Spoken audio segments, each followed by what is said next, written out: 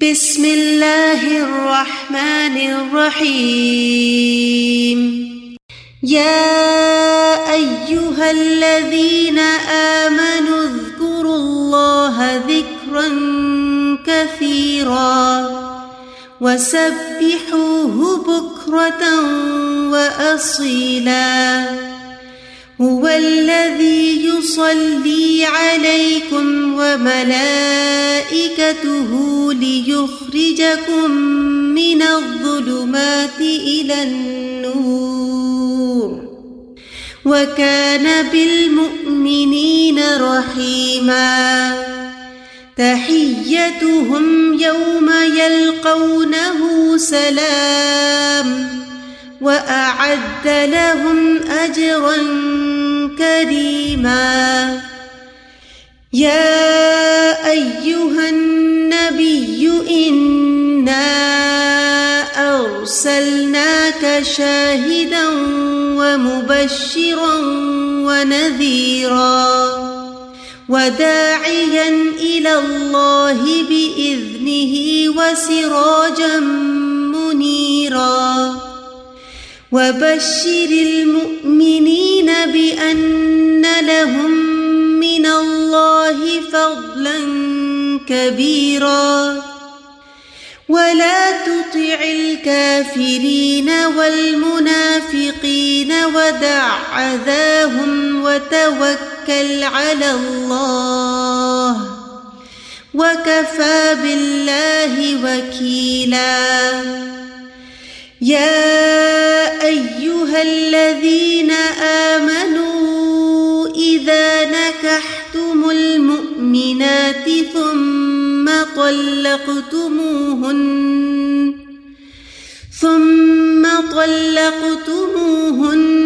من قبل أن تمسوهن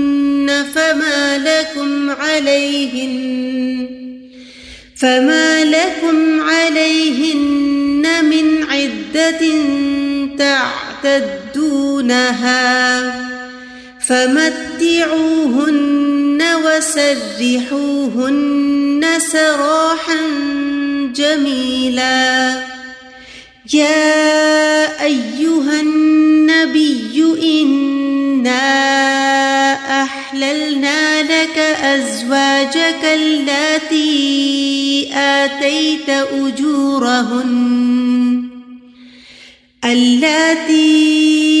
آتيت أجورهن وما ملكت يمينك مما أفاء الله عليك وبنات عمك وبنات عماتك وبنات خالك وبنات خالاتك اللاتي هاجرن معك وامرأة مؤمنة إن وهبت نفسها للنبي إن أراد النبي أن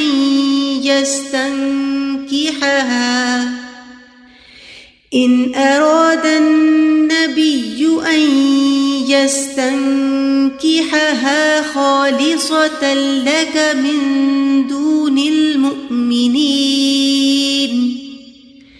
قد علمنا ما فرضنا عليهم في أزواجهم وما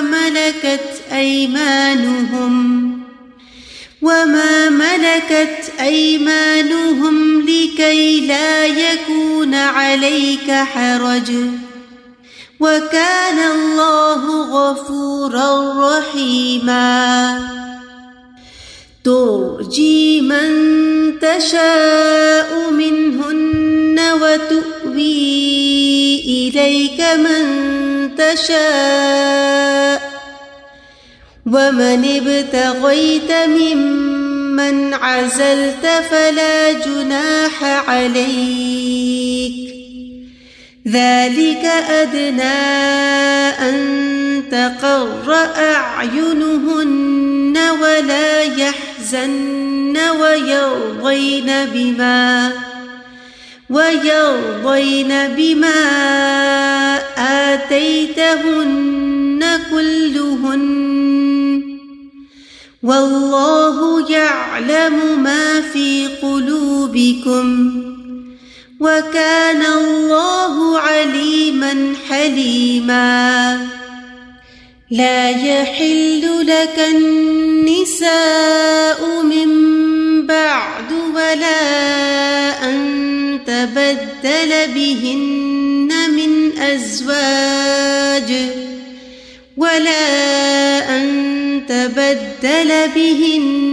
من أزواج ولو أعجبك حسنهن إلا ما ملكت يمينك وكان الله على كل شيء رقيبا نحمده ونصلي على رسوله الكريم اما بعد فاعوذ بالله من الشيطان الرجيم بسم الله الرحمن الرحيم ورب اشرح لي صدري ويسر لي امري واحلل عقدة من لساني يفقهوا قولي واجعل لي وزيرا من اهلي رب زدني علما اللهم فقهنا في الدين۔ اب جہاں یہ ساری بات ہوتی رہی نبی اکرم صلی اللہ علیہ وسلم کی شادی کے حوالے سے کچھ ٹف کانورسیشنز ہوئیں سورۃ الاحزاب میں، پھر ہم نے دیکھا مومنین اور مؤمنات کے 35 میں کوالٹیز بتائی گئیں، چوائس کا بتایا گیا کہ اگر اللہ اور اس کے رسول صلی اللہ علیہ وسلم نے کوئی چوائس کر لی ہو تو پھر مومن کی چوائس معنی نہیں رکھتی۔ That was 36۔ حضرت زید اور حضرت زینب کا ذکر آیا 37 میں، اور پھر رسول اللہ صلی اللہ علیہ وسلم سے ان کی شادی کا وطر کا ٹف کانسیپٹ ہم نے 37 میں ہینڈل کیا۔ جو اللہ نے فرض کیا اس میں کوئی حرج نہیں نبی صلی اللہ علیہ وسلم پر، یہ 38 میں ہم نے دیکھا۔ پھر اللہ سے ڈرنے کی بات، اور ہر وہ شخص جو اللہ کے پیغام کو آگے پہنچاتا تھا، یعنی پچھلے جو انبیاء علیہ السلام اور رسول گزرے تھے علیہم السلام۔ پھر 39 کے بعد 40 میں آپ صلی اللہ علیہ وسلم کی ختم نبوت پر بات کی گئی، اور یہ ہم نے جیسا کہ ڈسکس کیا یہ بہت زیادہ اہم چیز تھی۔ آیا 41 سے ہم آغاز کر رہے ہیں لیسن کا۔ یا ایھا الذین آمنوا اذکروا اللہ ذکرا کثیرا، اے لوگو جو ایمان لائے ہو اللہ کو یاد کرو، بہت زیادہ یاد کرنا۔ O believers remember Allah as a frequent remembrance, اور ریممبر ہم مچ۔ پہلے بھی بتایا تھا وقت کے اعتبار سے بھی ہے کہ زیادہ یعنی بار بار اللہ کو یاد کیا جائے، اور کوانٹیفیکیشن کے اعتبار سے عدد کے اعتبار سے بھی ہے کہ اللہ کو بہت زیادہ یاد کیا جائے۔ اس موقع پر اس بات کا مقصد یہ بھی ہے اس آیت کا، سکینڈلز اور افواہیں اور ریومرز منافقین مدینہ میں پھیلا رہے تھے، اس موقع پر اللہ سبحانہ و تعالیٰ یہاں پر بتا رہے ہیں مومنین کو کہ ان چیزوں میں مت پڑو۔ اور دیکھیں یہاں پر ایک بڑی اہم بات بتائی جا رہی ہے، اور that is the role of substitution. جب آپ باتیں کرنے کے عادی ہیں یا سوشلائزنگ کے عادی ہیں، ٹھیک ہے، اور اس میں کوئی یہ نہیں بتایا جا رہا کہ حرج ہے، اس کو کیونکہ مدینہ میں رہتے تھے اور آپ چھوٹے علاقوں میں جائیں تب اتنی زیادہ آبادی نہیں ہوتی تھی، تو there's a lot of conversation among people in a society۔ اب تو ہم لوگ کانورسیشن کا آرٹ آہستہ آہستہ بھولتے جا رہے ہیں نا، تو لوگ آپس میں بہت بات کرتے تھے، اور جب بات کرتے تھے تو ریومرز یا افواہیں یا جو استغفر اللہ نبی صلی اللہ علیہ وسلم کے بارے میں نیگیٹو چیزیں منافقین بولتے تھے، ان کے بارے میں بات بہت ہوتی تھی۔ ایسی سچویشن میں اللہ تعالیٰ مومنین کو کیا کہہ رہے ہیں کہ تم ڈسٹریکٹ نہ ہو، اور تم بلکہ اللہ کے ذکر سے خود کو بزی کر لو۔ And that is giving us a lot of learning for today's time as well، کہ اگر ہمیں اللہ سبحانہ و تعالیٰ پر فوکسڈ رہنا ہے، رب کی رضا پر فوکسڈ رہنا ہے، آخرت پہ فوکسڈ رہنا ہے، تو ہمارے لیے بھی ذکر اللہ is the answer۔ لہو اور لہو الحدیث کا پڑھا، it's important to understand کہ جب ہم ان امپورٹنٹ چیزوں سے ڈسٹریکٹ ہو جاتے ہیں نا، مثلاً کوئی انٹرٹینمنٹ کا فارم ہے یا گوسپ ہے، اللہ نہ کرے اس میں تو ڈبل گناہ ہے کیونکہ کسی کی غیبت بھی ہو رہی ہوتی ہے، So it's important to understand کہ ان چیزوں سے ہمیں نکالنے کے اچھا ہو سکتا ہے ہم قرآن پڑھنے کے بعد ہم میں سے کسی کو یہ خیال آئے کہ میں بہت کوشش کر رہی ہوں مگر میں اس طرح سے ابھی نکل نہیں پائی ہوں ان چیزوں سے. اس کا مطلب ہے کہ آپ کا کوانٹٹی اینڈ فریکوینسی آف ذکر Allah has not gone up yet.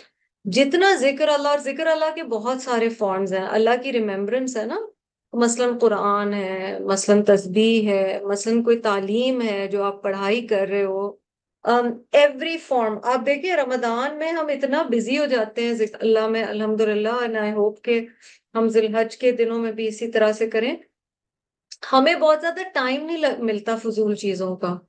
That is because 24 hours میں سے ہم نے میجورٹی ٹائم جو ہے وہ اللہ کی یاد کی طرف لگایا ہوا ہے. تو یہاں پر بھی یہی بات ہوئی. کچھ احادیث میں آپ کو اس آیت کے ریفرنس میں بتاتی ہوں. Abdullah bin Busr said, two Bedouins came to Rasulullah sallallahu alaihi wasallam and one of them said, O Messenger of Allah, which of the people is best? دو بدو نبی صلی اللہ علیہ وسلم کے پاس آتے ہیں اور ان میں سے ایک نبی صلی اللہ علیہ وسلم سے سوال کرتے ہیں کہ یا رسول اللہ صلی اللہ علیہ وسلم ان لوگوں میں سے سب سے اچھا کون ہے؟ آپ صلی اللہ علیہ وسلم نے کہا من طال عمرہ وحسن عملہ، جس کی زندگی لمبی ہوئی اور جس کے اعمال اچھے ہوئے. اتنی پیاری بات. The one whose life is long and whose deeds are good. The other one said, O Messenger of Allah sallallahu alaihi wasallam, the laws of Islam are too much for us. Teach me something that I can adhere to. اب بدو لوگ تھے، انہوں نے کہا کہ یہ بہت سارے قوانین اسلام کے سیکھنا سمجھنا میرے لیے بہت مشکل ہے، آپ بس کوئی ایسی چیز مجھے بتا دیں جس سے میں مستقل کر سکوں. آپ صلی اللہ علیہ وسلم نے فرمایا لا یزال لسانک رطبا بذکر اللہ تعالی. Keep your tongue moist with the remembrance of Allah, may He be exalted. اپنی زبان کو تر رکھو اللہ کے ذکر سے، اللہ سبحانہ و تعالیٰ کے ذکر سے، اللہ تعالیٰ کے ذکر سے. یہ ترمذی اور ابن ماجہ میں حدیث ہے. تو یعنی مستقل ذکر اللہ زبان پر ہونا چاہیے.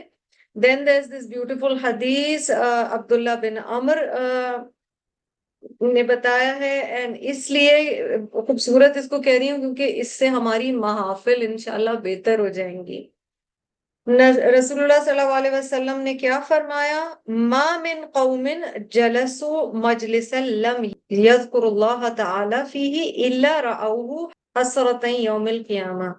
No people sit together without mentioning Allah, but they will see that as hasrat, they will see that as regret on the day of resurrection. کوئی لوگ جو ساتھ بیٹھے ہیں، کوئی مجلس ہو کسی فارم کی، ورچوئل ہو ایکچوئل ہو، اس میں انہوں نے اللہ کا ذکر نہ کیا تو وہ نہیں دیکھیں گے یوم القیامت پر مگر اس دن کو یا اس محفل کو حسرت کے طور پر. یعنی جو ایک ریگریٹ ہوتی ہے کہ میں نے کیا کر دیا، میں نے وقت کیسے ضائع کر دیا. تو خاص طور پر یہ حدیث، پھر آپ سوچیں جب سختی بتائی جاتی ہے تو پھر اس کا مطلب اس کا اپوزٹ سائڈ کیا ہے کہ بہت اجر بھی ہے. تو جب دوستوں میں بیٹھے سوشلائزنگ میں بیٹھے، اللہ تعالیٰ کا کسی بہانے سے ذکر کریں، جس سے پیار ہوتا ہے اس کا ہم بہانے سے ذکر کرتے ہیں. علی بن ابی طلحہ reported that ابن عباس commented on the آیا، انہوں نے ابن عباس نے رضی اللہ عنہما نے اس آیت کے بارے میں کہا Allah did not enjoin any duty upon his servants without setting known limits and accepting the excuses of those who have a valid excuse apart from dhikr. For Allah has not set any limits for it, and no one has any excuse for not remembering Allah unless he is oppressed and forced to neglect it. اتنی خوبصورت بات ہے. ابن عباس کہہ رہے ہیں کہ اللہ تعالیٰ نے جو بھی چیزیں فرض کی اس ہر چیز میں لمٹس رکھی، حدود رکھی. ٹھیک ہے، مثلا نماز ہے وہ 5 دفعہ پڑھو. ایون نفلی چیزوں کے لیے، روزوں کے لیے، نوافل کے لیے کہا گیا کہ اتنا زیادہ نہ کرو کہ تمہاری فیملی لائف افیکٹ ہونا شروع ہو جائے. مگر ذکر اللہ کے لیے کوئی لمٹ نہیں رکھی کہ اتنا زیادہ نہ کرو، یہ اللہ تعالیٰ نے نہیں کہا. اور پھر وہ یہ بھی کہہ رہے ہیں ہر فرض چیز کے لیے ایکسکیوزز یا معذرت یا کوئی جسٹیفیکیشن اللہ نے ایکسیپٹ کیے. مثلا بیمار شخص ہے، وہ اس وقت کھڑے ہو کے نماز نہیں پڑھ سکتا تو بیٹھ کے پڑھ سکتا ہے. اگر کسی پاس پیسے نہیں تو زکوٰۃ نہیں دینا. اگر پیسے نہیں ہے یا بیمار ہے اسے حج پہ نہیں جانا. ٹھیک ہے, یو گیٹ دا پوائنٹ. اگر بیمار ہے تو وہ روزے نہیں رکھ رہا. ذکر اللہ کے لیے کوئی معذرت بھی نہیں ایکسپٹ کیا. So imagine how important it is, because unless کوئی بہت زیادہ اوپریسڈ ہے یعنی مظلوم ہے تو ظاہر ہے وہ سب کے سامنے نہیں ذکر کر سکتا, مگر اللہ کی یاد تو دل میں بھی ہو سکتی ہے. اور اس سے بھی پتہ چل رہا ہے جو انہوں نے کہا نا کہ مظلوم ہو تو وہ نہیں کر سکتا, اس کا مطلب ہے زبان ہلنی چاہیے, لپس ہلنے چاہیے. ایک دل میں بھی کیفیت ہوتی ہے اللہ کی یاد, بٹ یہ ہے کہ زبان بھی تر رہے. ان احادیث سے ہمیں پتہ چلتا ہے. By night and by day, on land and on sea, when traveling and when staying home, in richness and in poverty, in sickness and in health, in secret and openly, in all situations and circumstances. And Allah says, وَسَبِّحُوهُ بُكْرَةً وَأَصِيلًا. اچھا, اگلی آیت کی طرف آپ اگر دیکھیں تو اس میں یونیک بات کیا نظر آ رہی ہے کہ اللہ کی تسبیح بیان کرو صبح اور شام. جب کوئی چیز اسپیسیفکلی ٹائم کے ساتھ بتائی جاتی ہے نا تو وہ ایک مثلاً میں آپ کو کوئی کام دوں اور میں کہوں اچھا جب چاہیں آپ لوگ کر لیں. ایک ہے میں آپ کو ہوم ورک دوں اور میں بولوں فرائیڈے تک آپ نے مجھے پہنچانا ہے. ٹھیک ہے, there is a not just a deadline to it, there is a specific time to it. بکرتم و اصیلا کو لائٹلی نہیں لیں. دن کے دو اینڈز یہاں پر پرٹیکولرلی بتائے گئے, تو یہاں نماز سے ہٹ کر بھی اللہ کی تسبیح, تمجید, تحلیل کی بات ہو رہی ہے. اور خاص طور پہ ذوالحجہ میں تکبیر پڑھنا تو سبحان اللہ بہت ضروری ہے اور خاص بتایا گیا ہے. آپ دیکھیں جو صبح شام کی دعائیں ہیں وہ اس کا ایک بہت اہم حصہ ہے. ان کو تھام لے, بیکاز دیکھیں یہاں پر کمانڈمنٹ آ رہی ہے وَسَبِّحُوهُ بُكْرَةً وَأَصِيلًا. صبح شام کی دعائیں ورد اللطیف کے فارم میں یا کسی فارم میں آپ مسٹ بنا لیں, اور اتنی یاد ہو جانی چاہیے کہ صبح شام کی دعاؤں کے لیے آپ کو کتاب کھولنے کی ضرورت نہ ہو, آپ خود پڑھ سکیں, بیکاز یہ ہماری پروٹیکشن ہے. اور پھر اللہ سبحانہ و تعالیٰ کی تعریف صبح شام کی دعاؤں میں یہ والی آیت 17 اور 18 ہے نا, فسبحان اللہ حین تمسون وحین تصبحون وَلَهُ الْحَمْدُ فِي السَّمَاوَاتِ وَالْأَرْضِ وَعِشِيًّا وَحِينَ تُظْهِرُونَ. اور آگے بھی یہ چلتا ہے. This is a very very important section of it. اچھا, اس کا پھر کنیکشن آپ سوشلی جو جاہلیت کی چیزیں ہیں یا ہمیں سوسائٹی کے اگینسٹ جانا پڑتا ہے کئی دفعہ, اس کے لیے ہم کئی دفعہ اپنے اندر اسٹرینگتھ نہیں پا رہے, ہم میں طاقت نہیں ہے, ہم میں حوصلہ نہیں ہے, ہم میں ہمت نہیں ہے. اس کا مطلب ہے ذکر اللہ کثرت سے کریں. قرآن کی دعائیں تو ہیں ہی اتنی پیاری, پر پھر وہ دعائیں جو رسول اللہ صلی اللہ علیہ وسلم نے ہمیں سکھائی ہیں, ہاؤ بیوٹیفل دے آر. هو الذی یصلی علیکم, وہ اللہ وہ ذات ہے جو تم پر رحمتیں نازل کرتا ہے. It is he who sends his blessings on you. اور کم آیا ہے which is plural and that means مومنین کی بات ہو رہی ہے کہ اللہ سبحانہ و تعالیٰ مومنین پر رحمتیں نازل کرتا ہے.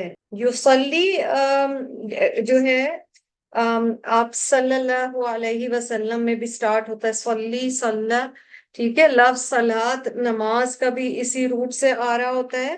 آپ اگر کنیکشن کریں آیا نمبر 43 کا آیا نمبر 41 اور 42 سے, جتنا اللہ کا ذکر کریں گے اور صبح شام اسے یاد کریں گے اتنا زیادہ اللہ سبحانہ و تعالی کی بلیسنگز اور مرسی اور رحمتیں ہمارے اوپر نازل ہوں گی.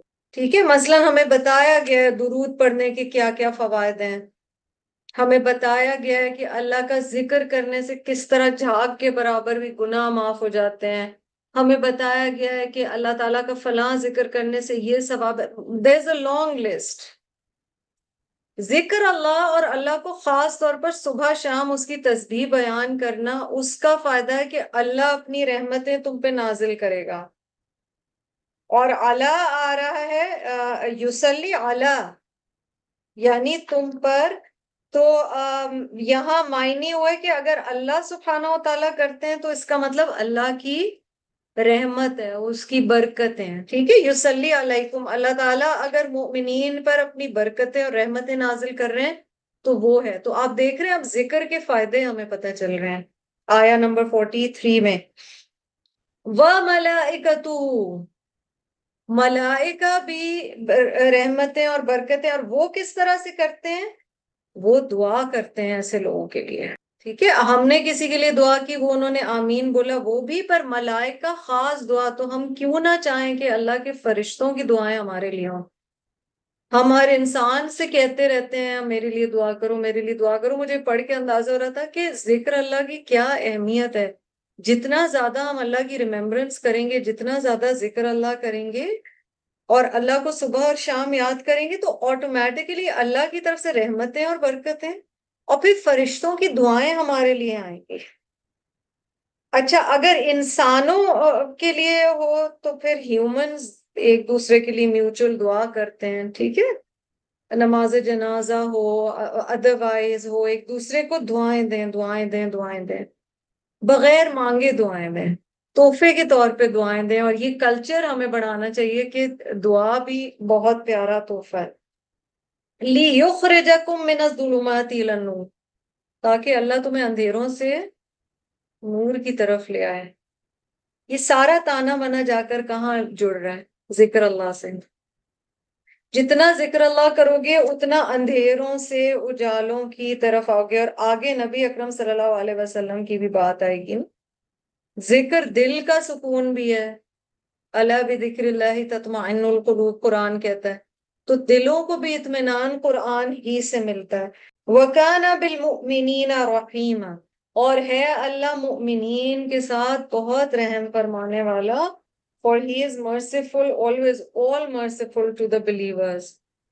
تو ذکر اللہ سے اللہ کی اٹینشن، اللہ کی محبت، اللہ کی رحمتیں، فرشتوں کی دعائیں. یہ حدیث میں ہے نا، یقول اللہ تعالی من ذکرنی فی نفسہ ذکرتہ فی نفسی. Allah says whoever remembers me to himself, I will remember him to myself. جو ہم نے پیچھے بات کی نا کہ مجلس میں اللہ کا ذکر، تنہائی میں بھی اللہ کا ذکر، تو اللہ تعالیٰ کہہ رہے ہیں جو تنہائی میں مجھے یاد کرتا ہے میں بھی اسے تنہائی میں یاد کرتا ہوں. And whoever remembers me in a gathering, I will remember him in a better gathering. ہم میں سے کون نہیں چاہتا، ہم میں سے ہر ایک کی خواہش ہوتی ہے کہیں نہ کہیں میرا ذکر ہو رہا ہو. کوئی اگر بتاتا ہے کہ وہ فلاں آپ کے میں ملی تھی ان سے، وہ آپ کا ذکر کری تھی، تو ہم فوراً متوجہ ہو جاتے ہیں. اینڈ وی سے اچھا انہوں نے کیا کہا میرے لیے، میرے بارے میں کیا بات کی، اچھا I hope everything good. ہاں. And then Allah is seeing whoever remembers me in a gathering, I'll remember him in a better gathering. تنہائی میں تو ہم رب کو پھر بھی یاد کر لیتے ہیں، کیونکہ جب تکلیف ہوتی ہے، چوٹ پہنچتی ہے، زندگی کے اتار چڑھاؤ ہے، الحمدللہ ایمان ہے، تو ہم اللہ کو یاد کر ہی لیتے ہیں. کئی دفعہ جھجکتے ہیں گیدرنگ میں اللہ کی بات کرنے سے. اس جھجک کو نکالنا ہے. اچھا، جو رسمی کچھ اللہ کے ذکر ہیں وہ بھی بہت پیارے ہیں اور ان کو بھی رکھے ہیں. سبحان اللہ، شکر الحمدللہ، ٹھیک ہے، ماشاء اللہ، یہاں تک ہو گیا. اللہ کی کوئی بات، اللہ کی کوئی تخلیق، اللہ کی کسی رحمت کا ذکر، اللہ کے کلام کا ذکر، اللہ کے نبی صلی اللہ علیہ وسلم کا ذکر. کوئی بہانہ ڈھونڈیں اور اللہ کا ذکر کریں، یہی سکھایا جا رہا ہے. صلاح کے بارے میں اللہ کی رحمت مراد ہے. ریفرنس کے لیے جی چیپٹر نمبر 40 ورسز 7 to 9 آپ دیکھ لیجئے گا. وَكَانَ بِالْمُؤْمِنِينَ رَحِيمًا یہاں پر کہا گیا ہے، اس کا مطلب ہے اللہ تعالیٰ اس دنیا میں بھی مومنین پر رحم کرتے ہیں اور آخرت میں بھی رحم کرتے ہیں. دنیا میں اللہ جو ہدایت دیتا ہے نا ہمیں، یا ہمیں اپنے ذکر سے قریب کرتا ہے، وہ اس کی بہت بڑی رحمت ہے. آخرت میں یہ ہے کہ اللہ تعالیٰ اس دن کے خوف سے، سزا سے، آگ سے ہمیں بچائے گا. And will command his angels to greet them with the glad tidings of paradise and salvation from the fire. یعنی اس دن اللہ کے مومن بندوں کے لیے فرشتوں کو اللہ تعالیٰ حکم دیں گے کہ ان کو ویلکم کرو، انہیں خوش آمدید کہو، انہیں آگ سے بچ جانے کی خوشخبری دو. یہ ایک بڑی پیاری حدیث ہے جی، فتح الباری میں، بخاری کی شرح میں آتی ہے. عمر ابن الخطاب رضی اللہ عنہ سے روایت ہے کہ رسول اللہ صلی اللہ علیہ وسلم نے ایک عورت کو دیکھا ایک جنگ کے بعد، ایک غزوہ کے بعد، پرزنرز آف وار، جنگی قیدیوں میں اپنے بچے کو اٹھا رہی ہے، اور وہ اپنے بچے کو اٹھا کر، جیسے لوگ گم جاتے ہیں نا، اتنا کیوس ہوتا ہے جنگ میں، اپنے بچے کو اٹھا کر اسے فوراً وہ فیڈ کرنے لگتی ہے، clasping the child to her breast. رسول اللہ صلی اللہ علیہ وسلم نے فرمایا Do you think that this woman would throw her child into the fire even though she is physically able to do so؟ کیا تم سمجھتے کہ عورت اپنے بچے کو آگ میں ڈال دے گی جبکہ اس میں طاقت ہے اسے آگ میں ڈالنے کی؟ تو صحابہ نے کہا نہیں۔ نبی صلی اللہ علیہ وسلم کا جواب دیکھیے، فَوَاللَّهِ اللہ ارحم بعبادہ من هذه بولدها، by Allah, Allah is more merciful towards his servants than this woman is to her child۔ اور وہ بچہ جو کہ جسے ماں فیڈ کر رہی ہو، اس کے لیے تو دل بہت ہی جاتا ہے نا، اس وقت تو ماں کلوزسٹ ہوتی ہے بچے سے۔ اور نبی صلی اللہ علیہ وسلم کہہ رہے ہیں اللہ کی قسم، اللہ اپنے بندوں کے لیے اس ماں سے زیادہ مہربان ہے جو یہ اپنے بچے کے لیے ہے۔ اب اللہ کے رحم کی بات کر کے دیکھیں کیا کہہ رہے ہیں اللہ تعالیٰ آگے، آیا نمبر 44، تحیتہم یوم یلقونہ سلام، اس دن ان کے لیے گریٹنگ یا ان کی خوش آمدید، یوم یلقونہ، جب وہ ملیں گے اس سے، ہو کی ضمیر اللہ کی طرف جا رہی ہے، when they will meet him، سلام، پیس۔ تو ابھی جو حدیث بتائی نا کہ اس دن ایک تو اینجلز ویلکم بھی کریں گے، اور پھر وہ سلامتی کی خبر بھی دیں گے کہ آگ سے سلامتی ہے، سزا سے سلامتی ہے، اللہ سبحانہ و تعالیٰ نے آپ کے لیے تیار کر رکھا ہے۔ وَعَدَّ لَهُمْ أَجْرًا كَرِيمًا، اور تیار کر رکھا ہے اللہ نے ان کے لیے بڑا عزت والا، رتبے والا اجر۔ And he has prepared for them a generous reward۔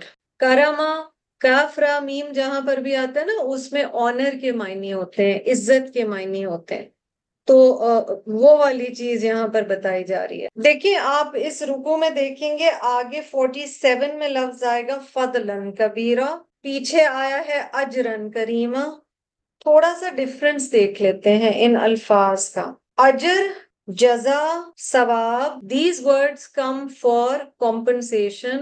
اس کا مطلب ہے جو کوئی عمل کیا ہے اس کے نتیجے میں کچھ مل رہا ہے۔ اچھا، اجر سب سے جنرل لفظ ہو جائے گا جو یہاں پر اجرن کریمہ۔ اجر کا مطلب ہے نا، اجرت بھی آپ کہتے ہیں، مزدور کو اجرت دی گئی، یعنی that's your remuneration، that's your compensation، آپ نے کچھ کیا ہے اور اس کے نتیجے میں آپ کو کچھ مل رہا ہے۔ جزا کہتے ہیں فل کمپنسیشن، پوری کسی چیز کا اجر دیا جائے۔ ثواب خاص طور پر اچھے عمل کا جو ریوارڈ ہوتا ہے اس کے لیے آتا ہے لفظ ثواب۔ پر 47 میں آئے گا فضل۔ فضل ہوتا ہے بونس، جتنا بنتا ہے اس سے زیادہ۔ اور پھر جب اللہ کہہ دے فضلاً کبیر، تو آپ سوچیں اللہ سبحانہ وتعالیٰ کا فضل، اور وہ بھی بڑا، کتنا زیادہ ہوگا۔ اب اگلی 3 آیات میں بہت زیادہ پیارے الفاظ میں رسول اللہ صلی اللہ علیہ وسلم کی تعریف بیان کی گئی ہے۔ نبی اکرم صلی اللہ علیہ وسلم کا ہم سے تعلق، ان کا ہماری زندگی میں مقام، this is one of the chief core themes of سورۃ الاحزاب۔ اس سورہ میں آپ صلی اللہ علیہ وسلم سے، آپ صلی اللہ علیہ وسلم کے اہل البیت سے، ان کی ازواج سے ہمارا کیا تعلق ہے، صحابہ سے کیا تعلق ہے، یہ ایک اہم حصہ ہے اس سورہ کا۔ تو دیکھتے ہیں کہ نبی اکرم صلی اللہ علیہ وسلم کی تعریف کس طرح بیان کی گئی۔ پیچھے خاتم النبیین تو بتا ہی دیا گیا، یا ایھا النبی، اے نبی صلی اللہ علیہ وسلم، او پروفیٹ صلی اللہ علیہ وسلم، انا ارسلناک، بے شک ہم نے بھیجا آپ کو، surely we have sent you، ٹھیک ہے، تو پہلے تو ایک یہ چیز پتہ چل گئی کہ نبی صلی اللہ علیہ وسلم کو رسالت کے ساتھ بھیجا گیا، کیونکہ ارسلنا کہا گیا۔ اب 3 کوالٹیز ہیں اصل میں، ایک کوالٹی بیسک ہے اور اس کی پھر 2 برانچز ہیں۔ شاہدن، ایز اے وٹنس، گواہ کے طور، آخرت کے دن یہ قرآن میں موضوع آتا بھی ہے اور ہم نے پڑھا بھی ہے، حدیث میں آتا ہے کہ نبی اکرم صلی اللہ علیہ وسلم اس دن گواہی دیں گے، یا جو بھی انبیاء یا رسول ہیں یا ایون جو دائی ہیں، کہ آپ نے اللہ کا پیغام آگے پہنچایا، آپ کو رسپانس کیا ملا، ٹھیک ہے، اور خاص طور پہ ظاہر ہے انبیاء اور رسول کی شاہد۔ اب امیجن کیجئے آخرت کے دن ایک کورٹ ہے، ٹھیک ہے، اور اس میں اللہ سبحانہ و تعالیٰ نے گواہ بنایا ہے رسول اللہ صلی اللہ علیہ وسلم۔ اب گواہی اگر رسول اللہ صلی اللہ علیہ وسلم کی کسی کے حق میں ہے تو وہ اچھی خبر ہے، اور اس صورت میں وہ مبشرن، as a bearer of good news. اور اگر گواہی رسول اللہ صلی اللہ علیہ وسلم کی the witness is going against someone, the testimony is going against someone, then وَنَذِيرًا، warner۔ تو دنیا میں بھی رسول اللہ صلی اللہ علیہ وسلم نے پہلے سے بتا دیا، یہ والا کام کرو گے تو اچھی خبر ہے، یہ والا کام کرو گے تو بری خبر ہے، مبشروں و نذیرا۔ اتنی پیاری تعریف رسول اللہ صلی اللہ علیہ وسلم کی یہاں پر بیان کی گئی کہ آپ کا کام یہ ہے کہ آپ گواہی دیں۔ تو ریلیشن شپ سمجھیے کہ کیونکہ ہم ان کی امتی ہیں تو ہم میں سے ہر ایک کی گواہی کے لیے گواہی ہوگی نبی اکرم صلی اللہ علیہ وسلم کی۔ It can either be in favor of that person, of that moment person, or it can be against that person۔ نبی اکرم صلی اللہ علیہ وسلم کی تعریف بیان کی گئی ہے تورات میں بھی، یہ مسند احمد میں آتا ہے، اور بخاری نے بھی اسے ریکارڈ کیا ہے۔ عطا بن یسار کہتے ہیں کہ وہ عبداللہ بن عمر بن العاص رضی اللہ عنہ سے ملے اور ان سے کہا کہ مجھے رسول اللہ صلی اللہ علیہ وسلم کے بارے میں بتاؤ۔ Tell me about the description of the messenger of Allah صلی اللہ علیہ وسلم in the Torah۔ تورات میں انہیں کیسے بتایا گیا ہے؟ He said, yes, by Allah. He was described in the Torah with some of the qualities with which he was described in the Quran۔ انہوں نے کہا تورات میں بھی کچھ آپ صلی اللہ علیہ وسلم کی وہی خوبیاں بیان کی گئی ہیں جو قرآن میں آتی ہیں، اور پھر انہوں نے یہ حصہ پڑھا، O Prophet, verily we have sent you as a witness and a bearer of glad tidings and a warner۔ اور پھر اس میں ایڈیشن تھا a savior to the illiterate، جاہلوں کو یا جو پڑھے لکھے نہیں ہیں ان کو بچانے والا۔ You are my servant and my messenger and I have called you المتوکل۔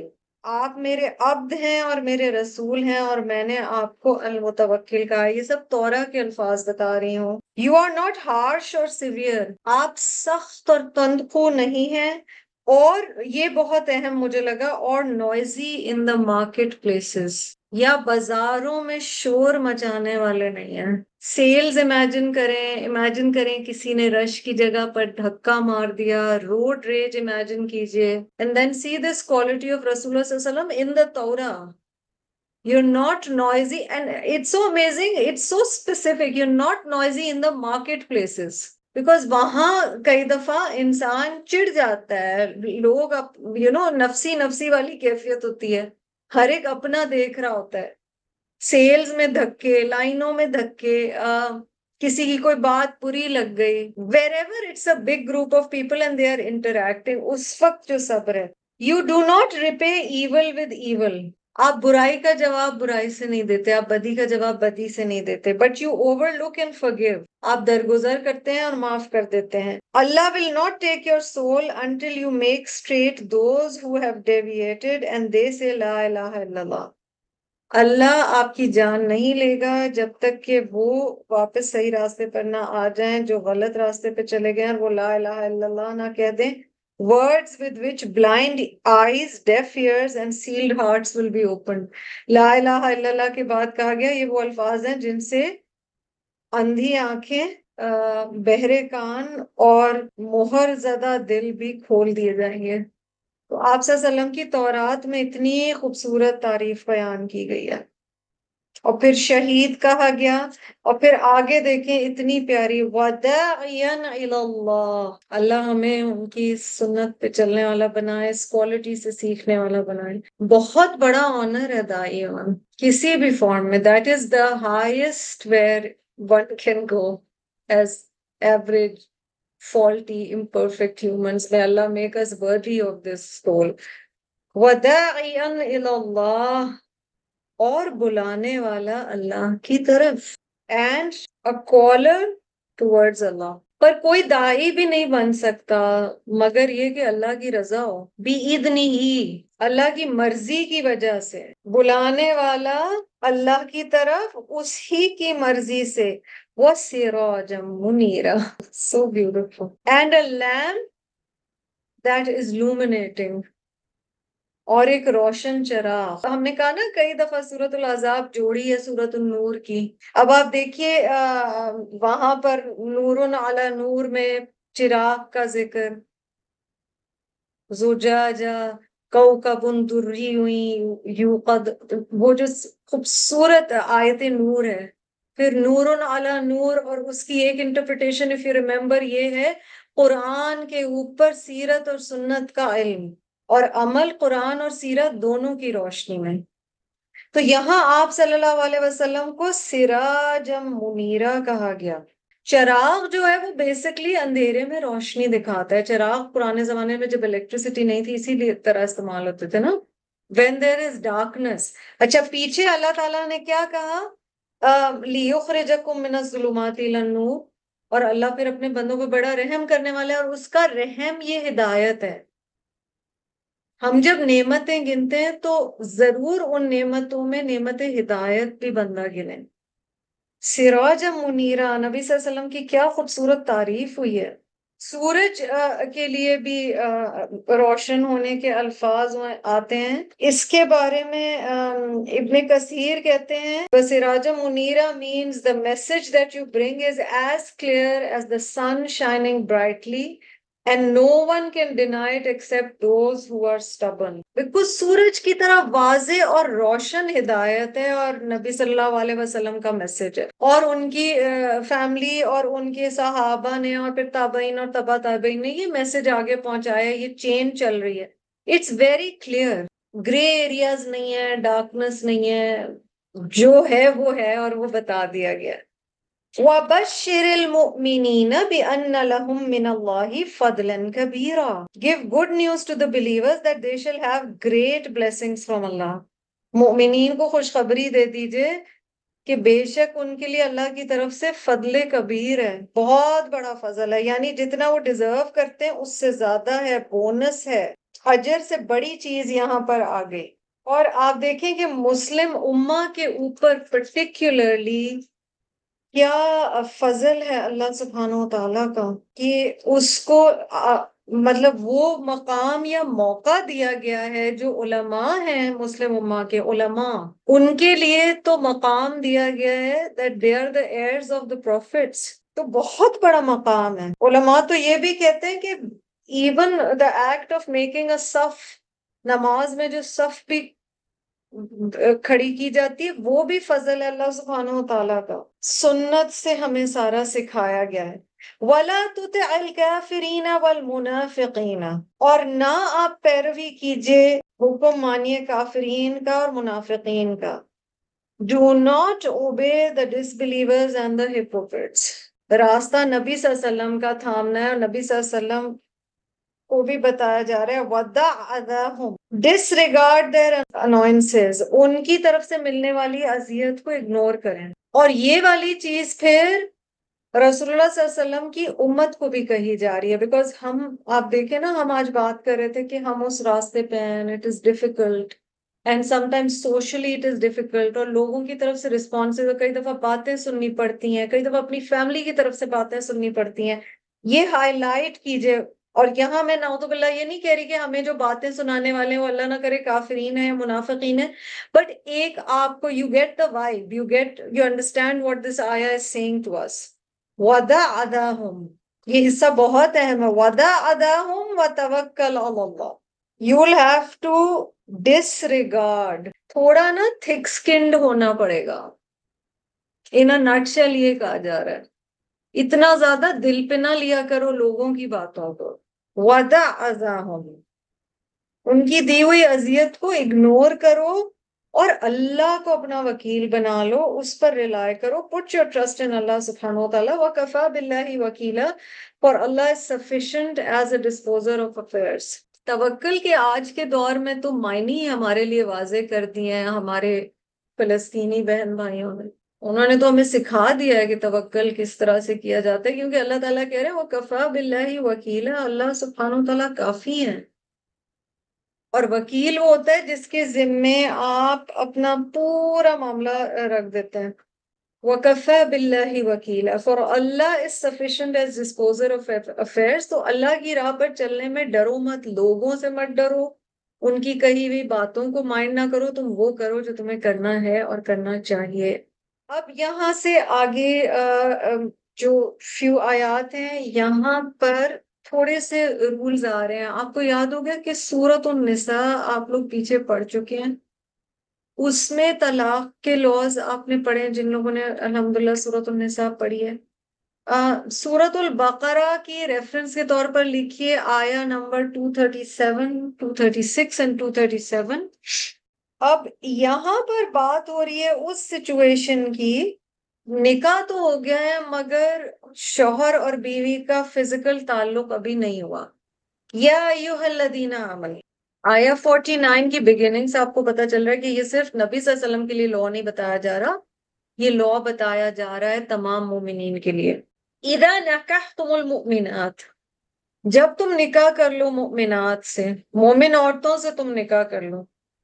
ثم طلقتموہن من قبل ان تمسوہن، تم انہیں پھر طلاق دو اس سے پہلے کہ تم نے انہیں ہاتھ لگایا، تم نے انہیں چھوا. So what is being said over here؟ نکاح ہو گیا ہے بٹ اگر ابھی میرج کنزمیٹ نہیں ہوئی ہے، ابھی فزیکل تعلق نہیں ہوا ہے. فما لکم علیہن من عدت تعتدونها، تو نہیں ہے تمہارے لیے ان کے اوپر کوئی عدت، تم گنو اس کو. You're not required to observe the idda which you should count for them. اس کا مطلب فزیکل تعلق اگر نہیں ہوا تو رول یہ بتایا جا رہا ہے that then the woman does not have to observe the idda جو نارملی ڈیورس کے بعد ہوتی ہے. نارملی ڈیورس کے بعد کتنی عدت ہوتی ہے؟ اینڈ ثلاثۃ قروء کے دو معنی لیے گئے ہیں، یا تو 3 ماہ مراد ہے یا 3 menstrual cycles مراد ہے. And that can be more than 3 months, that can be less than 3 months. تو دونوں ہی معنی علماء ایکسپٹ کرتے ہیں. 2 معنی ہے لفظ نکاح کے، ٹھیک ہے، 2 معنی ہے ٹیکنیکلی. یا تو اس کے معنی ہے کانٹریکٹ آف میرج، یعنی سائن ہو گیا، ایجاب و قبول ہو گیا، واؤز ہو گیا، ٹھیک ہے، قبول ہے وہ سب ہو گیا. دوسرا معنی ہے جماع. جماع مینز انٹرکورس. دونوں معنی آتے ہیں، یہاں پر معنی جماع کے ہیں. اچھا، عدت عام طور پر اس کا ایک مین پرپس ہے پریگننسی ریویل ہو جائے، ٹھیک ہے، بہت بیسک رولز میں سے. پر جیسے ہم کہہ رہے تھے کہ میرج میں صرف یہ مقصد نہیں ہے کہ بچے پیدا ہوں، اسی طرح عدت میں صرف یہ مقصد نہیں ہے کہ پریگننسی ریویل ہو جائے. مینوپاز کے بعد بھی ایک ریچول ہے، چاہے اسے گریونگ کا پیریڈ بولیں چاہے کچھ بھی بولیں. یہ ان اسلامی اصولوں میں سے ہے جو بہت کم لوگ اب فالو کر رہے ہیں، اربن یا جو زیادہ ماڈرن تھاٹ رکھتے ہیں. And it is some thing جس کی اویئرنیس انکریز کرنی ضروری ہے، کیونکہ عدت بہرحال اللہ تعالیٰ کے احکام میں سے ایک حکم ہے. یہاں ایک اور چیز ہے اسی آیت سے جو اسکالرز، اور آپ سوچیں جو مفسرین ہیں یا علماء ہیں وہ کیا کیا سوچتے ہیں اور کس کس طریقے سے رولز نکلتے ہیں. انہوں نے اس آیت سے یہ رولنگ بھی نکالی ہے کہ نکاح سے پہلے طلاق نہیں ہے.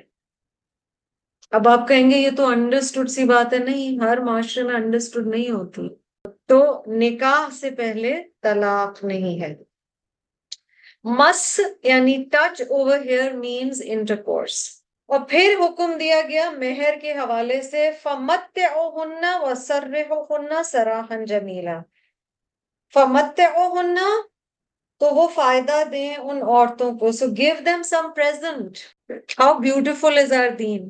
کوئی تحفے، کوئی نائس سینڈ آف. وسرحوہن سراحا جمیلا and relieve them gracefully. خوبصورت طریقے سے انہیں روانہ کرو، رخصت کرو اپنی زندگی سے، اس رشتے سے.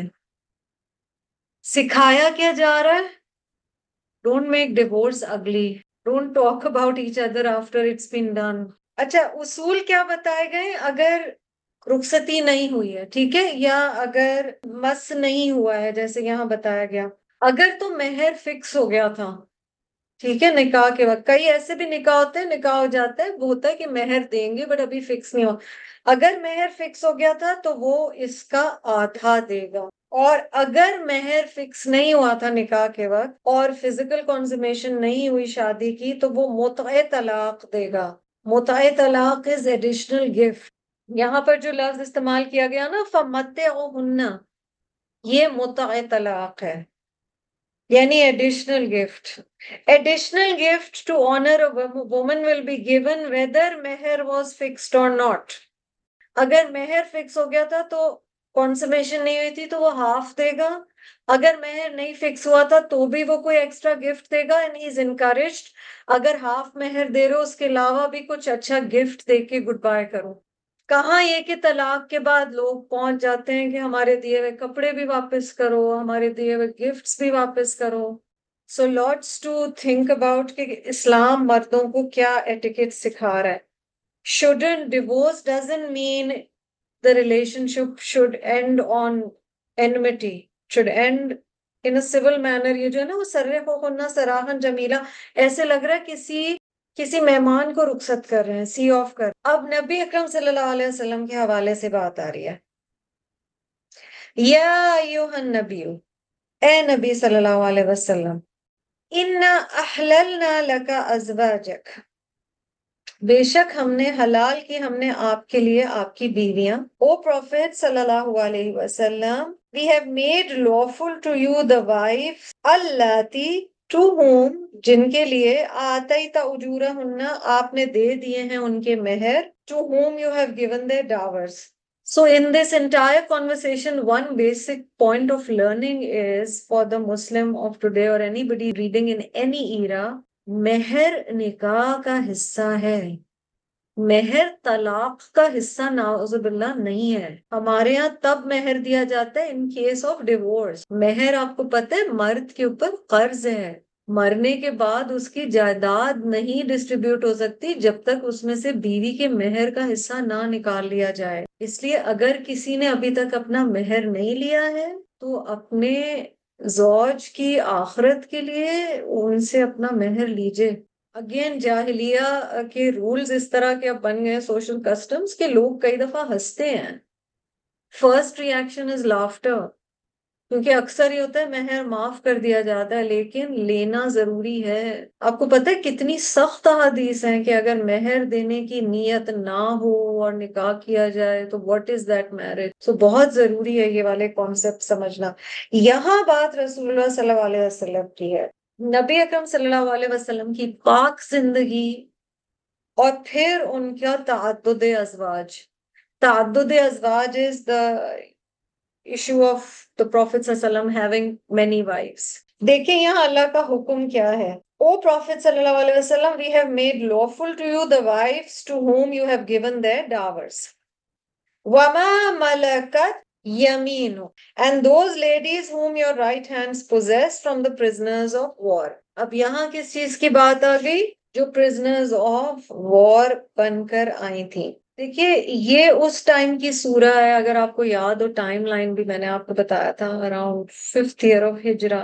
یہ وہ ٹائم ہے جب آپ صلی اللہ علیہ وسلم کی یکے بعد دیگرے بہت سارے نکاح ہوئے ہیں. So when he married for the 5th time within 1 year roughly، اور حضرت زینب سے ہوئی، تو بہت لوگوں نے شور مچایا. ایک تو یہ اسکینڈل بنا کہ اپنے اڈاپٹیڈ بیٹے کی بیوی کے ساتھ میرڈ وائف آف متبنہ ڈیورسڈ. دوسرا لوگوں نے یہ بھی کہنا شروع کیا کہ 4 سے زیادہ نبی اکرم صلی اللہ علیہ وسلم کی ازواج. تو آپ صلی اللہ علیہ وسلم کو اللہ تعالیٰ کہہ رہے ہیں آپ کے لیے بالکل حلال ہے. Do remember his life was exceptional. Some of the rules for him were exceptional. Some of the concessions for him were exceptional. 50 سے 52 تک 50 to 52 میں کچھ چیزیں ہیں. پہلی انجنکشن یا رولنگ دیکھ لیتے ہیں. اِنَّ أَحْلَلْنَا لَكَ أَزْوَاجَكَ اللَّاتِي آتَيْتَ أُجُورَهُنَّ. اے نبی صلی اللہ علیہ وسلم ہم نے آپ کے لیے حلال کر دی بیویاں وہ جن کے آپ نے مہر دیے. مہر دینا تمام مسلمان مردوں پہ فرض ہے. اٹس ناٹ جسٹ اباؤٹ رسول اللہ صلی اللہ علیہ وسلم بٹ اسپیسیفک بات یہاں پر اس لیے بھی کی گئی علماء کے نزدیک کہ اس وقت آپ صلی اللہ علیہ وسلم کی 4 سے زائد بیویاں تھیں. عام مسلمان مردوں کے لیے 4 is the maximum limit at one time. اس لیے یہ احللنا والی بات کی گئی کہ نبی اکرم صلی اللہ علیہ وسلم کو یہ ایک خاص پرمیشن دی گئی ہے. ٹھیک ہے. آتیتا اجورہن یہ ریسٹرکٹیو نہیں ہے، یعنی یہ نہیں کہا جا رہا کہ یہ مشروط ہے یا یہ والی بات کی جا رہی ہے. پرمیسیبلٹی کے بارے میں نہیں ہے، کیونکہ نبی صلی اللہ علیہ وسلم کا تو طریقہ جنرلی بھی یہ تھا کہ آپ صلی اللہ علیہ وسلم کسی کا کوئی پیسہ قرضہ رکھتے نہیں تھے اور وہ جلد از جلد ادا کرنے کی کرتے تھے. اور مہر جو ہے بیوی کا وہ بہت بڑا قرضہ ہوتا ہے، تو آپ صلی اللہ علیہ وسلم پرومپٹلی نکاح کے وقت ہی وہ دے دیا کرتے تھے جو بھی تھا. اوکے. وما ملکت یمینک مما افاء اللہ علیک. تو مال فے جو ہے اسپوائلز آف وار یا مال غنیمت کے لیے استعمال ہوتا ہے. یہ لڑائی کے طور پر بھی مطلب لڑنے کے بعد بھی مل سکتا ہے، اور دشمن سے ملا ہوا مال چاہے جنگ نہ ہوئی ہو. ٹھیک ہے. کچھ کیسز میں ایسے بھی ہوتا ہے کہ وہ آپ کی دہشت سے یا کسی وجہ سے انہوں نے ویسے ہی گیو اپ کر دیا، تو ایکچولی وار نہیں ہوئی ہے but you got the spoils of war. ٹھیک ہے. تو مال فے دونوں چیزیں اس میں شامل ہو جاتی ہیں. اس میں صرف سلیو گرلز نہیں ہیں جو اسپوائلز آف وار کے طور پر آئیں، یعنی اس میں صرف وہ لونڈیاں شامل نہیں ہیں جو جنگ کے بعد ہاتھ آئیں یا غزوہ کے بعد ہاتھ آئیں. اس میں وہ بھی شامل ہیں جو خریدی یا بیچی جاتی تھی. دیکھنے میں بظاہر یہ جو یہاں اصول دیا گیا ہے یہ صرف نبی صلی اللہ علیہ وسلم کے لیے نہیں ہے. روح المعانی میں آتا ہے جس طرح یہاں پر بیویوں کی تو بات کی گئی ہے مگر بانڈ ویمن کی بھی بات کی گئی ہے. اس سے علماء نے یہ نکالا ہے کہ جس طرح آپ صلی اللہ علیہ وسلم کے نکاح میں جو ازواج مطہرات یا ہماری مائیں آئیں دنیا سے جانے کے بعد نبی صلی اللہ علیہ وسلم کے ان کی کسی اور سے شادی الاؤڈ نہیں تھی، اسی طرح آپ صلی اللہ علیہ وسلم کی جو کونکیوبائنز تھیں یا جو لونڈیاں تھیں جو ان کے قربت انہوں نے پائی وہ بھی بعد میں الاؤڈ نہیں تھیں ٹو میری اینی بڈی. مثلا حضرت ماریہ قبطیہ کے بارے میں آتا ہے کہ آپ صلی اللہ علیہ وسلم کے جانے کے بعد وہ گوشہ نشینی کی انہوں نے کائنڈ آف زندگی گزاری ساری. آئی تھنک وہ 5 سال زندہ رہی آپ صلی اللہ علیہ وسلم کے بعد. ان کو بہت عزت اور تکریم دی جاتی تھی کیونکہ ان اے وے وہ آپ صلی اللہ علیہ وسلم کی فیملی ہی کا حصہ تھی but in a different way. بنات امی کا و بناتی اماتک یہ جو پورا حصہ ہے یہ بہت اہم ہے. اس میں ایک چیز سمجھنا تمام عورتیں یعنی کزنز، پہلی بات تو یہ سمجھ آ گئی کہ نبی صلی اللہ علیہ وسلم کو الاؤڈ تھا to marry cousins from father side and mother side. ٹھیک ہے. یہ سمجھ آ گیا. اور یہی رولنگ ہے for the rest of the Muslims. اگر کسی بیماری کے خوف کی وجہ سے شادی فرسٹ کزنز میں نہ کی جائے یا جینیٹکلی کوئی ریزن ہے تو وہ ظاہر ہے ایک بیماری کو اوائڈ کرنے کے لیے اس کے سد باب کے لیے وہ الاؤڈ ہے.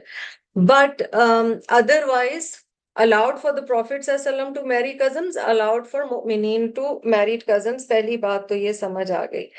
مگر آپ صلی اللہ علیہ وسلم کے حوالے سے اگر آپ غور کریں تو آیت کے اس حصے میں خاص شرط ہے اور وہ یہ ہے that I mean this thing is applicable to all Muslims, but for Prophet sallam, he was allowed to marry only those cousins who had migrated. ہجرت must تھی, صرف cousin ہونا کافی نہیں تھا. They must have migrated with him from Makkah, not necessarily in his company or at the same time, but the words with you mean in accordance with his command. کیونکہ آپ یاد رکھیں ایک ٹائم کے بعد یہ حکم آ گیا تھا کہ ہجرت کرنی ہی کرنی ہے. آپ کو پتہ ہے نا مکہ میں حالات ایسے ہو گئے تھے, انلیس کسی کے حالات بہت ایسے تھے کہ وہ بیچارے کسی کے انڈر دبے ہوئے تھے یا وہ کسی وجہ سے نہیں مدینہ آ سکتے تھے, حکم آ گیا تھا. تو نہ صرف یہ کہ وہ نبی صلی اللہ علیہ وسلم کی کزنز ہوں, کزنز میں سے ان کزنز سے شادی الاؤڈ تھی جنہوں نے ہجرت کی. ضروری نہیں تھا اسی دن ہجرت کریں یا اسی ہفتے میں ہجرت کریں, مگر انہوں نے ہجرت کے حکم پہ عمل کیا ہوا ہو تو وہ مہاجرین میں سے ہوں, وہ والی کزنز. کیونکہ ظاہر ہے مدینہ بیسڈ آپ صلی اللہ علیہ وسلم کی کوئی کزنز نہیں تھی, ساری مکہ بیسڈ ہی تھی. If any of them did not migrate for any reason, they did not become lawful for him. اگر کسی وجہ سے وہ ہجرت نہ کر پائیں تو ان سے شادی نہیں تھی allowed. Migration being the condition of lawfulness for the Prophet ﷺ was only with regard to the women of his parents' families. صرف cousins کے لیے یہ شرط تھی رسول اللہ صلی اللہ علیہ وسلم کے لیے, ان cousins سے شادی کر سکتے ہیں جو ان کی فادر یا مدر سائڈ سے cousins ہیں جنہوں نے مائگریٹ کیا ہے. یہ خاص حکم صرف رسول اللہ صلی اللہ علیہ وسلم کے لیے تھا. فورتھ جو رولنگ ہے, چوتھا جو حکم تھا وہ خاص حضور صلی اللہ علیہ وسلم کے لیے ہے. وَامْرَأَةٌ مُؤْمِنَةٌ إِنْ وَهَبَتْ نَفْسَهَا لِلنَّبِيِّ, یہ جو ہے ہبا والا واقعہ جو ہے یہ خاص رسول اللہ صلی اللہ علیہ وسلم کے لیے تھا. اچھا اس میں یاد رکھ علماء ڈفرنس آف اوپینین ہے ان کا کہ کیا کسی عورت نے خود کو نبی صلی اللہ علیہ وسلم کے لیے ہبا واقعی کیا تھا اور اس طرح نکاح ہوا تھا یا نہیں ہوا. Some scholars say the marriage of Prophet صلی اللہ علیہ وسلم with a woman in such a way is not proven. Others have proven some such marriages. کچھ کا خیال ہے کہ ایسی شادیاں ہوئی ہی نہیں, اور کچھ کہتے ہیں علماء کہ بالکل ہوئی. یہاں پر جو خالصۃ لک آیا ہے نا من دون المؤمنین, اس کی بھی دو تفاسیر کی گئی ہیں. کچھ کا خیال ہے کہ یہ بات خاص طور پہ یہ چوتھے حکم کے حوالے سے ہو رہی ہے کہ ہبا کا جو اصول ہے وہ صرف خالصۃ لک, یہ صرف نبی صلی اللہ علیہ وسلم کے لیے اجازت ہے. کچھ کا خیال ہے کہ نہیں, خالصۃ لک سے مراد ہے یہ جو ساری 50 سے 52 تک جو بھی رولنگز آ رہی ہیں اس میں بتایا گیا کہ یہ رولنگز خاص آپ کے لیے ہیں. پھر پانچواں حکم تھا کہ آپ صلی اللہ علیہ وسلم, کیونکہ مومنین کی بات کی گئی ہے نا, مومن عورتوں کی بات کی گئی ہے, تو پانچواں حکم جو یہاں سے نکالا گیا وہ یہ تھا کہ عام مسلمان مرد اہل کتاب عورت سے نکاح کر سکتا ہے, اس کے لیے جائز ہے. نبی صلی اللہ علیہ وسلم نہیں کر سکتے unless they convert to Islam. کئی لا یکون علیک حرج, اس کا معنی یہ لیا گیا اس حصے کا, یہ رولنگز میں سے نہیں ہے, میں ایکسپلین کر رہی ہوں کہ نبی صلی اللہ علیہ وسلم کے لیے یہ خاص اجازتیں یا کچھ خاص احکام اس لیے ہیں تاکہ آپ صلی اللہ علیہ وسلم کے اوپر کوئی بھار نہ ہو یا کوئی مشکل نہ ہو, کیونکہ ان کی سچویشن ویسے بھی بہت انیوژل تھی, تو اللہ نے یہ اجازتیں ان کے لیے دیں. قد علمنا ما فرضنا عليهم في ازواجهم وما ملكت ايمانهم لكي لا يكون عليك حرج. تو اللہ تعالیٰ نے بتا دیا کہ کیا ریسٹرکشنز ہیں دوسرے مومنین پر, اور بیویوں کے معاملے میں بھی, جن کے ہاتھ دائیں ہاتھ مالک ہیں ان کے معاملے میں بھی, اور نبی صلی اللہ علیہ وسلم کو کیا ایکسیپشنز دی گئیں لِكَيْ لَا يَكُونَ عَلَيْكَ حَرَجٌ, تاکہ آپ صلی اللہ علیہ وسلم کے بارے میں کوئی ایسے بات نہ کر سکے.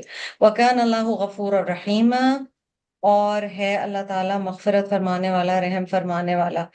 اگلی آیت کی طرف چلیں. ترجی من تشاء منہن وتؤوی الیک من تشاء. You may put off any of your wives you please and take to bed any of them as you please. یہاں پہ کچھ امپورٹنٹ باتیں بتائی جا رہی ہیں. اگر آپ صلی اللہ علیہ وسلم اپنی ڈیوٹیز کی وجہ سے عدل نہ کر پائیں وائفز میں, تو انہیں یہ فلیکسیبلٹی الاؤڈ تھی. عام حکم یہ ہے کہ مرد اگر ایک سے زائد شادی کرے گا تو وہ رات ایکول راتیں گزارے گا بیوی کے ساتھ، بیویوں کے ساتھ، وہ بیہیویئر میں بھی انصاف کی کوشش کرے گا، وہ مال میں بھی انصاف کی کوشش کرے گا، ٹھیک ہے، عدل کرے گا، یہی حکم ہے نا۔ نبی اکرم صلی اللہ علیہ وسلم کو اس رول سے ایگزمپشن ملی، یعنی انہیں you may postpone anyone you wish from among them and you may accommodate anyone you wish، اس کا مطلب ہے you may postpone the turn، یعنی اگر ابھی آپ نہیں چاہتے ٹائم ایک بیوی کے ساتھ گزارنا یا ابھی نہیں گزار سکتے، آپ سچویشن سمجھے نا، کسی جنگ سے آئے ہیں، ہر انسان کا ایک کمفرٹ لیول ہے۔ سو فار ایگزامپل نبی صلی اللہ علیہ وسلم کا جو کمفرٹ لیول بی بی عائشہ کے ساتھ ہے، یا آپ دیکھیں کہ صلح حدیبیہ کے وقت آپ صلی اللہ علیہ وسلم اس سفر پر بی بی ام سلمہ کو ساتھ لے کے گئے، اور وہ اتنی وائز ہیں کہ وہ اتنے اچھے مشورے دیتی ہیں۔ Situationally he might want to be with another wife, ٹھیک ہے، اور آپ صلی اللہ علیہ وسلم کو یہ آزادی دی گئی کہ اگر آپ عدل نہ کر پائیں، آپ کو کسی کی ٹرن ڈیلے کرنی ہے، آپ نے کچھ عرصے کے لیے اس ہفتے نہیں مل پا رہے ہیں ایک سے، ٹھیک ہے، ترجی منتشا، اور پھر آپ نے نیکسٹ ویک کہا کہ اچھا چلو I would like to spend time with you, یہ فلیکسیبلٹی نبی اکرم صلی اللہ علیہ وسلم کو دی گئی تھی، یہ عام مرد جو ایک سے زائد شادی کریں انہیں نہیں دی گئی، ٹھیک ہے۔ یہ حدیث ہے میرے سامنے، مسند احمد، ترمذی، نسائی، ابو داود میں آتی ہے، روایت ہے سیدہ عائشہ رضی اللہ عنہا سے۔ The messenger of Allah sallallahu alaihi wasallam used to maintain equality between all wives. آپ صلی اللہ علیہ وسلم تمام ازواج میں انصاف کیا کرتے تھے، and he used to supplicate، اور وہ اللہ سے یہ دعا کرتے تھے، قسمی فیما املکو، او اللہ I have maintained equality in whatever is within my power، یا رب اللہ، اے اللہ جتنا میرے بس میں ہے میں انصاف کر رہا ہوں، املکو جتنے کا میں مالک ہوں، جو میں کر سکتا ہوں میں انصاف کر رہا ہوں۔ پر آگے نبی صلی اللہ علیہ وسلم نے فرمایا so do not reprove me for that which is not within my power, یا رب مجھے اس پہ نہ پکڑیے گا جس پہ میرا کوئی اختیار نہیں ہے۔ ابو داؤد نے کہا اس کا مطلب ہے نبی صلی اللہ علیہ وسلم اپنے دل کی بات کریں کہ یا رب میرے دل پہ میرا اختیار نہیں ہے۔ کئی دفعہ اپنی اولاد میں ماؤں کو ایک بچے سے زیادہ اٹیچمنٹ ہو رہی ہوتی ہے، یہ تک ہوتا ہے، تو آپ باقی رشتوں کی تو بات ہی چھوڑ دیں، یہ اللہ کی طرف سے ہوتی ہیں نا چیزیں۔ مگر حضرت عائشہ نے یہ ہمیں بتایا ہے کہ اگر آپ صلی اللہ علیہ وسلم کو کوئی پوسٹ پون کرنی ہوتی تھی visit to any of the wives, تو وہ جس وائف کی ٹرن ہوتی تھی اس سے جا کر اجازت لیتے تھے، حالانکہ اللہ سبحانہ و تعالیٰ نے انہیں پرمیشن دی ہوئی تھی اور کنسیشن دی ہوئی تھی، انہیں چھوٹ تھی، انہیں رخصت تھی، مگر انہوں نے یہ کیا۔ اس کا یہ سمجھا گیا ہے کہ اور یہ عام اصول اگر آپ ہسٹری دیکھیں، جو بھی اللہ کے نبی رسول گزرے ہیں علیہم السلام، اور خاص طور پر رسول اللہ صلی اللہ علیہ وسلم، ان کا طریقہ یہ تھا کہ اللہ کی طرف سے ایک پرمیشن دی جاتی تھی مگر اس پرمیشن کا استعمال نہیں کرتے تھے۔ Whenever a concession was given to them by Allah Ta'ala in a ruling of Sharia, they generally used to act upon the original rule as a demonstration of their gratitude to Allah, and did not avail of the concession except at a time of dire need۔ آپ کو دو بڑے important concepts میں نے بتائے تھے، رخصت، عزیمت، ٹھیک ہے۔ رخصت ہے کسی چیز کی پرمیشن ہے، اجازت ہے، فلیکسیبلٹی ہے، دیٹس دا ایزیئر پاتھ۔ سفر میں اجازت ہے کہ میں روزے نہ رکھوں، بٹ ہم کیونکہ عام انسان ہیں، عزیمت یہ ہے کہ سفر میں بھی کوئی شخص روزے نہیں چھوڑنا چاہ رہا، آپ کچھ اس کو اسی طرح سے سمجھ سکتے ہیں۔ اور اس میں مجھے لگتا ہے انبیاء اور رسول کا یہ جو طریقہ ہمیں ملتا ہے اس میں یہ بھی ہے کہ because they had to be role models for normal people. عزیمت کا راستہ is basically taking the more difficult path. آپ کو اجازت دونوں راستوں کی، پر آپ زیادہ مشکل والا راستہ لے رہے ہیں، ٹھیک ہے۔ مثلا آپ کو اجازت ہے آپ صرف فرض بھی پڑھیں تو آپ کی نماز ہو گئی، بٹ آپ جتنا زیادہ سنت نوافل کریں گے اتنا زیادہ وہ عظیمت کا راستہ، اور پھر اس کا اجر بھی اتنا ہی زیادہ ہوگا۔ وَمَنِ ابْتَغَيْتَ مِمَّنْ عَزَلْتَ فَلَا جُنَاحَ عَلَيْكَ، اور تم پر کوئی حرج نہیں ہے، کوئی گناہ نہیں ہے اگر تم ان کو واپس بلا لو، ان میں سے کسی ایک کو جسے تم نے وقتی طور پر الگ کر دیا، ٹھیک ہے؟ There is no blame on you if you call back any of them you had temporarily set aside. تو اس آیت میں فرسٹ سیکشن تھا کہ عدل کی ریکوائرمنٹ فار دا پروفٹ صلی اللہ علیہ وسلم نہیں تھی، but he did it anyways ویز. I mean, almost 100%. Hazrat Sauda was an exception, and she herself gave that permission out of her free will. ان کی جنروسٹی آف اسپرٹ، ان کا بڑا دل ہونا حضرت سودا کا ان کی خصوصیات میں سے ایک تھا.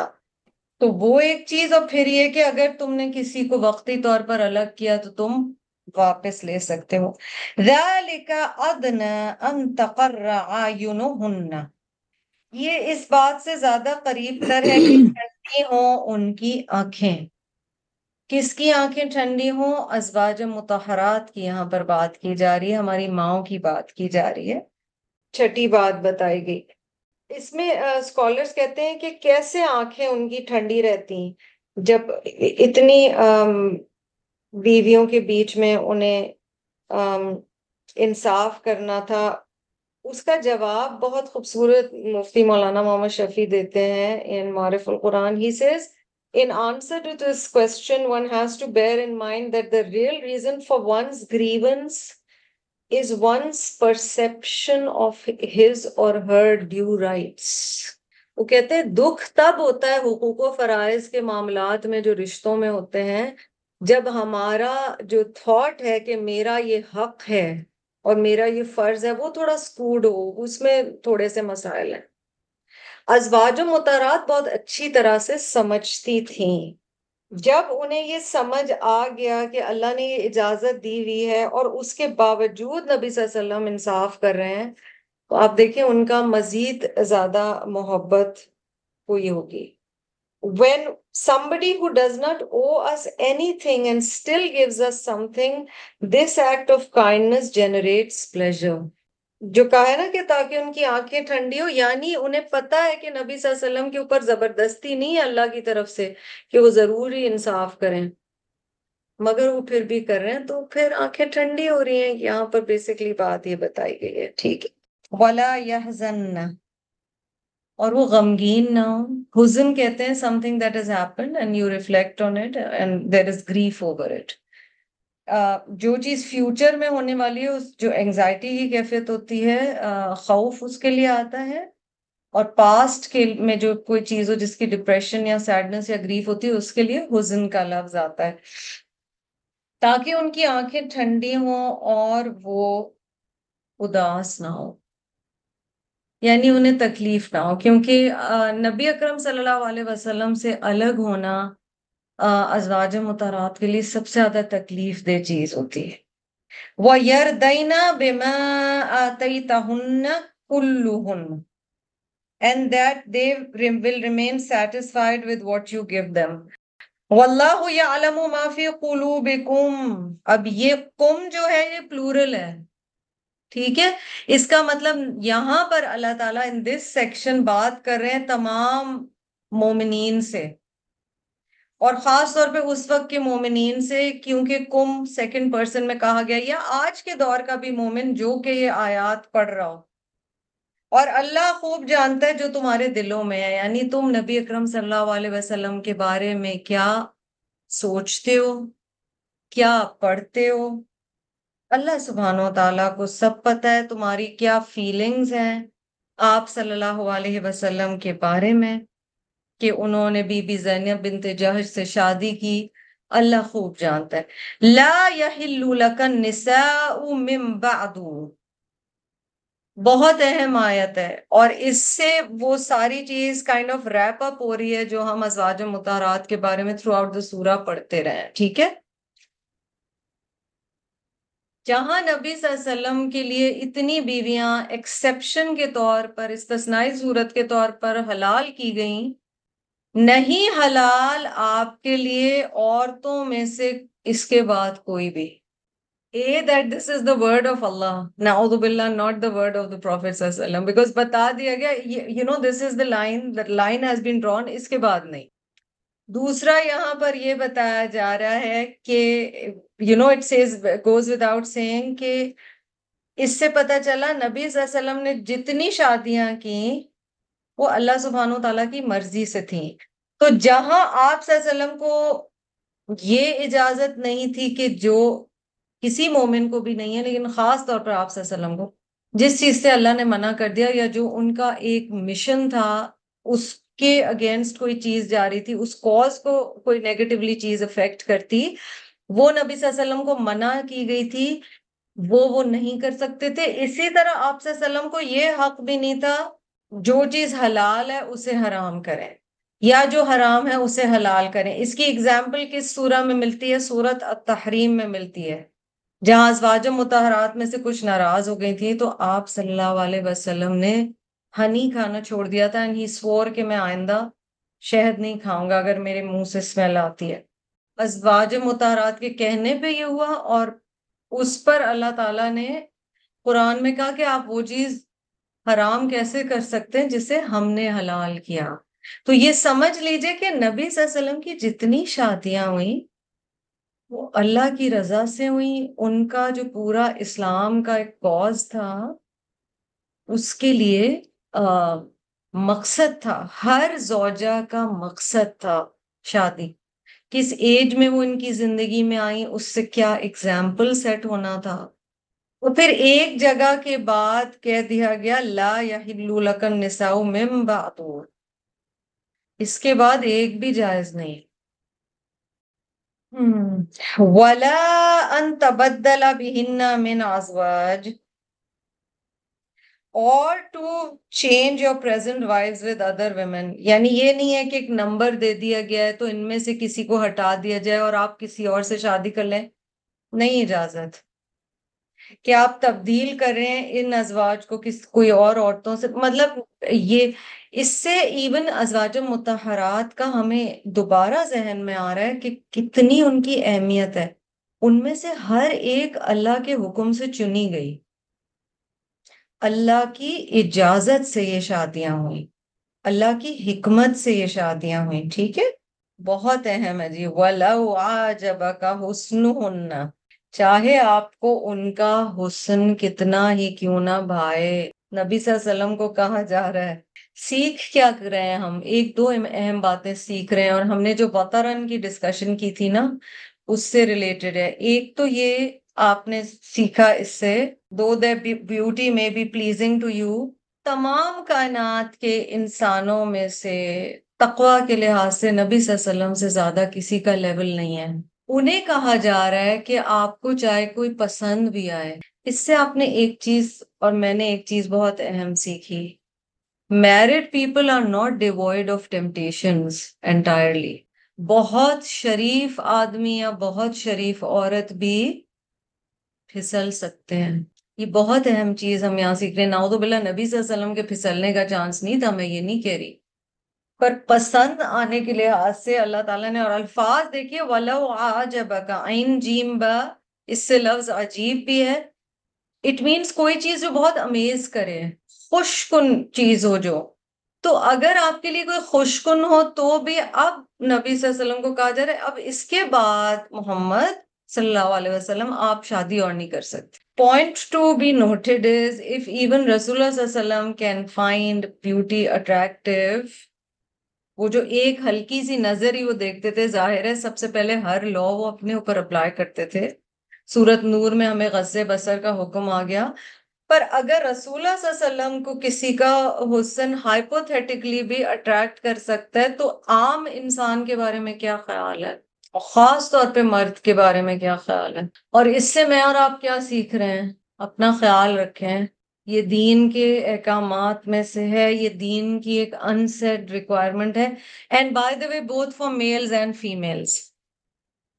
عورت کے لیے زیادہ پر مرد کے لیے بھی. اگر آپ کو یاد ہو حضرت عبداللہ ابن عباس رضی اللہ عنہما کو ایک دفعہ دیکھا گیا کہ وہ نہا دھو کے خوشبو لگائے ہوئے ہیں شام کا وقت. پوچھا گیا کہ آپ اتنے تیار کیوں ہیں؟ ان کا جواب کیا تھا کہ جہاں میں یہ پسند کرتا ہوں کہ میری بیوی میرے لیے تیار ہو اور اس میں سے اچھی خوشبو آئے، وہ بھی یہ پسند کرتی ہے. تو اٹ گوز بوتھ ویز. ٹھیک ہے. اور یہ فائٹ اگینسٹ شیطان سمجھیں، کیونکہ شادی کے رشتے کا ایک بہت اہم حصہ یہ بتایا گیا کہ شیطان سے بچاتا ہے، کیونکہ گناہ جو ہیں ان سے روکا جاتا ہے. تو منع کر دیا گیا کہ اس کے بعد نکاح نہیں ہو سکتا الا ما ملکت یمینک وکان اللہ علی کل شیء رقیبا. اور اللہ ہر چیز پر نگران ہے. اللہ takes cognizance of all things. Allah is always all watching. اللہ دلوں کے حال بھی جانتا ہے. تو بہت سوچ طلب آیات ہیں کہ نبی صلی اللہ علیہ وسلم کی جو شادیاں ہوئیں وہ اللہ کے حکم سے ہوئیں، سرٹن کیٹیگریز کے اندر ہوئیں، اور اس کے بعد رسول اللہ صلی اللہ علیہ وسلم کو یہ کمانڈمنٹس آ گئے، اور آپ صلی اللہ علیہ وسلم نے اس کے بعد کوئی شادی نہیں کی. تو اہم باتیں ہیں سمجھنے کی. اللہ سبحانہ و تعالیٰ ان پر عمل کی توفیق دے. جزاکم اللہ خیرا کثیرا، وآخر دعوانا ان الحمد للہ رب العالمین.